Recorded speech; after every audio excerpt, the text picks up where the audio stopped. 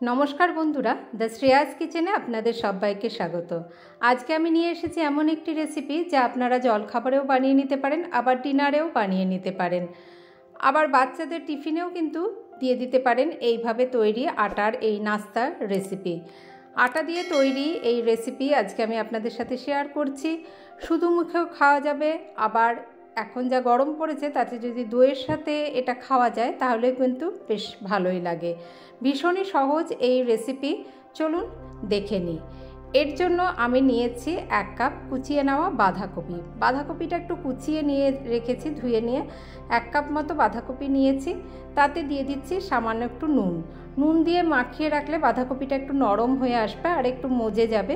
সেই জন্য মিনিট 30 মানে আধ ঘন্টা মতো আমি এই নুন দিয়ে বাঁধাকপিটা এরকম করে মেখে রেখে দিলাম। এখানে বাঁধাকপির বদলে আপনারা শুধু গাজর দিয়েও করতে পারেন, আবার শুধু আলু দিয়েও কিন্তু এরকম করে কুড়িয়ে নিয়ে করতে পারেন। আমি তাওয়াতে এখানে 8-9 কোয়া রসুন আর একটা শুকনো লঙ্কা দিয়েছি, যেটা একটু শুকনো খোলায় আমরা শুকনোভাবে ভেজে নেব। এখানে চাইলে আপনারা, আমি পরে এখানে রোস্টেড যে ভাজা জিরে ধনে গুঁড়ো ব্যবহার করব। যদি জিরে ধনে গুঁড়ো ভাজা না থাকে তাহলে আপনারা এখানে হাফ চামচ জিরে আর হাফ চামচ ধনে দিয়েও একবারে এই শুকনো খোলায় নাড়িয়ে নিয়ে তারপরে এটাকে ঠান্ডা করে পেস্ট বানিয়ে নেবেন। এবারে দেখুন আধ ঘন্টা পরে এই যে বাঁধাকপিটা বেশ ভালো করে চিপে নিয়ে নেব। এখন যেহেতু এটা আমরা নুন মাখিয়ে রেখেছিলাম এতে কিন্তু বেশ জল ছেড়েছে, সেই জন্য খুব ভালো করে চিপে নিয়ে আমরা বাঁধাকপিটা নিয়ে নেব। এই জন্যই বললাম যে একইভাবে এখানে বাঁধাকপি বা ছোট ছোট করে কেটে নিয়ে ফুলকপিও এইভাবে করতে পারেন, আলুকেও একদম ভালো করে গ্রেট করে নিয়ে আলু দিয়েও এইভাবে করতে পারেন, আবার গাজর এসব দিয়েও কিন্তু করতে পারেন। এবার এই দেখুন আমি এই যে মানে শুকনো লঙ্কা আর রসুনটা যে শুকনো খোলায় নাড়িয়ে নিয়েছিলাম তারপরে সেটাকে এই পেস্ট বানিয়ে নিয়েছি। এইভাবে এটা এখানে প্রথমে মিশিয়ে দিচ্ছি, চামচ দিয়ে হচ্ছে না, এই হাত দিয়ে কাচিয়ে নিয়ে আমি সবটা দিয়ে দিলাম। তারপরে এখানে আমি দিয়ে দিচ্ছি আর কিছু মশলা, যেমন দিয়ে দেবো জোয়ান, 1 চামচ জোয়ান একটু হাতে ক্রাশ করে দিয়ে দিচ্ছি, এতে হজমে সুবিধা হয় আর গন্ধও খুব ভালো আসে। দিয়ে দিচ্ছি হাফ চামচ কালো জিরে আর সামান্য একটু কাসুরি মেথিও দিয়ে দিলাম হাতে ক্রাশ করে, এতেও গন্ধটা বেশ ভালো আসে। আর দিয়ে দিচ্ছি 1.5 চামচ এই ভাজা জিরে ধনের গুঁড়ো। আমার কাছে যেহেতু জিরে ধনে আমি গোটা জিরে ধনে একটু ভেজে রেখেই দিই, সেই জন্য সেই গুঁড়োটা আমি দিয়ে দিলাম 1.5 চামচ। আর আপনাদের কাছে ভাজা না থাকলে তাহলে যখন ওই রসুন আর শুকনো লঙ্কাটা শুকনো খোলায় নাড়াবার সময় একটু জিরে ধনেও নাড়িয়ে নিয়ে দেবেন।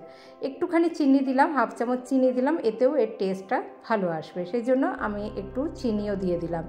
এবারে এখানে দিয়ে দিচ্ছি আমি 1 কাপ বাঁধাকপির জন্য 1 কাপ আটাই ব্যবহার করছি। 1 কাপ আটা দিয়ে তারপরে ভালো করে আগে প্রথমে একটু এগুলো সব মেখে নেব, তারপরে অল্প অল্প জল দিয়ে এর একটা ডো তৈরি করে নেব।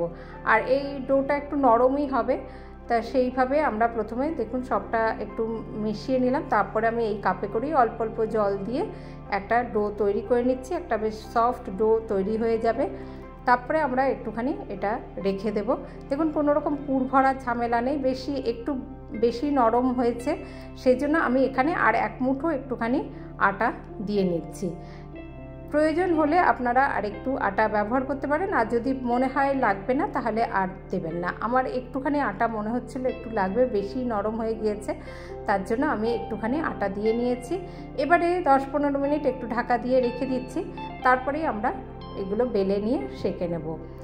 এবারে দেখুন মিনিট 15 পরে এটাকে একটুখানি আমরা হাত দিয়ে একটু প্রথমে মেখে নিলাম, তারপরে এর উপরে 1 চামচ মতো আমি একটু ঘি মাখিয়ে নিয়ে আরেকবার ডোটাকে মেখে নিচ্ছি। আপনারা এখানে চাইলে রিফাইন্ড তেলও দিতে পারেন। আমি ঘি দিয়ে মাখিয়ে নিয়ে তারপরে এর থেকে লেচি কেটে নিচ্ছি। লেচি কেটে নিয়ে তারপর আমরা এই পরোটাগুলো বানিয়ে নেব।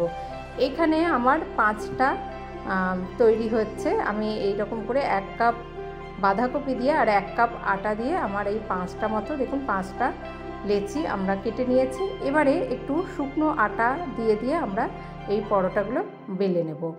একদমই কোনো পুর ভরা ঝামেলা নেই, কিছু নেই, কিন্তু ভীষণ টেস্ট হয় আর খুব সুন্দর একটা গন্ধও আসে। এইভাবে কিন্তু দেখুন টিফিনেও বানিয়ে দিতে পারেন বাচ্চাদের, আবার সকালে জলখাবারে বা রাতে ডিনারেও যদি কোনো কিছু তরকারি বানাতে ইচ্ছে না করে তাহলে এইভাবে কিন্তু পরোটা বানিয়ে নিয়ে দইয়ের সাথে সকালবেলা দইয়ের সাথে খেয়ে নেওয়া যায়। এরকম করে বানিয়ে নিয়ে সার্ভ করে দিতে পারেন। দেখুন এগুলো শেপটা যেহেতু একদম গোল হয়নি, তাই একটা টিফিন বক্সের এরকম ঢাকনা দিয়ে আমি বসিয়ে নিয়ে আস্তে করে কেটে নিচ্ছি। তাহলেই এটা বেশ গোল গোল পরোটাগুলো তৈরি হয়ে যাবে। এখানে শেপটা যেহেতু একটু নরম হয়ে যায় এই আটা মাখাটা, সেই জন্য একটুখানি এই শেপটা আসছে না। তার জন্য আমি এইটা গোল না হলে এরকম করে একটা টিফিন বক্সের ঢাকা বসিয়ে নিয়ে গোল করে এটাকে আমরা, তাহলে বেশ দেখতে ভালো লাগবে, সেই জন্য গোল গোল করে এরকম করে নিয়ে নিলাম। আর ভীষণই পাতলা তৈরি হয়েছে। দেখুন সাইডটা আমরা কেটে নিয়েছি, এরকম বেশ পাতলাই তৈরি হয়েছে। এটা একটু বেশি ছোট ছিল টিফিন বক্সের ঢাকাটা, আমি এর থেকে একটু বড় টিফিন বক্সের একটা ঢাকা দিয়ে তারপরে বাকিগুলো সবকটা কেটে নিয়ে করে নিয়েছি। এইভাবে দেখুন আমরা এরকম সেঁকে নিচ্ছি, তারপরে আমি এটাকে ঘি দিয়েই ভেজে নিচ্ছি। আপনারা চাইলে ঘি বা সাদা তেল বা রিফাইন্ড অয়েল বা বাটার দিয়ে ভেজে নিতে পারেন। খুব বেশি ঘি দেওয়ারও দরকার নেই, অল্প অল্প ঘি মাখিয়ে দিয়ে দুদিক উল্টে পাল্টে নিয়ে ভালো করে ভেজে নিয়ে আমি এটা তো দইয়ের সাথেই আজকে সকালে জলখাবারে সার্ভ করেছি। আপনারা চাইলে একটুখানি ধনেপাতার চাটনি বা পুদিনা পাতার চাটনি বা দইয়ের সাথে এটা সার্ভ করে দিতে পারেন। এইভাবে পরোটা রেসিপি ট্রাই করে দেখবেন, আর ভালো লাগলে একটি লাইক অবশ্যই দেবেন, আর আমাকে সাপোর্ট করতে চ্যানেলটিকে সাবস্ক্রাইব করতে ভুলবেন না। দেখুন ভীষণই পাতলা হয় আর বেশ খাস্তাও কিন্তু হয়। এইভাবে রেসিপিটি ট্রাই করবেন, আশা করি ভালো লাগবে। আর আমাকে সাপোর্ট করতে চ্যানেলটিকে সাবস্ক্রাইব করতে ভুলবেন না। আর যে সকল বন্ধু আমার পাশে আছেন তাদের অসংখ্য ধন্যবাদ জানিয়ে আজকের রেসিপি এখানেই শেষ করছি। ভালো থাকবেন সকলে, ধন্যবাদ।